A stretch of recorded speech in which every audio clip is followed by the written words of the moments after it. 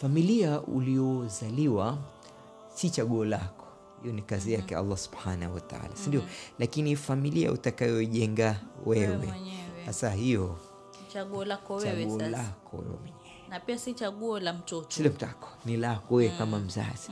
Kwa hivyo kama hukujifunza na yale yaliyokupata wewe, basi kwa watoto wako yatakuwa mabaya zaidi. Kwa sababu wakati wao waliozaliwa ni wakati tofauti na wakati wa wewe ulipozaliwa. Miaka ya sisi tulipozaliwa maisha yalikuwa mepesi kidogo.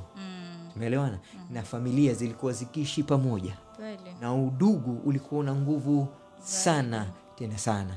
Na familia ilikuwa si baba na mama na mtoto peke yake. Familia ilikuwa ni shangazi, ni mjomba, ni mtoto wa mjomba, ni mtoto wa shangazi. Ukisema familia ulikuwa husemi tu baba na mama na watoto. Ukisema familia ilikuwa ni mji mzima wako mtaani hapo, si ndio? Katika boma moja, sio katika makabila mengine. Ilikuwa ni boma moja, hamtoki mkomo ndani. Kwa hivyo hata kama wewe ukipatikana na shida haijulikani nje. Kuna buffer zone, ni family peke yake. Mtoto akizaliwa, pengine mama akiwa na bahati mbaya amekufa katika mazazi, kuna mtu tayari wa kumlea yule mtoto. Pengine mumeo amekufa, ujane haukusumbui sana. Sasa unakuta ile protection ya familia kubwa ilikuwa inasaidia sana katika malezi ya watoto.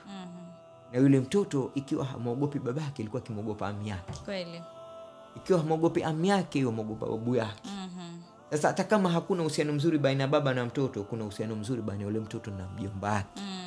Tumeelewana? Kwa hivyo yule mtoto kupotea ilikuwa nadra sana. Tumeelewana?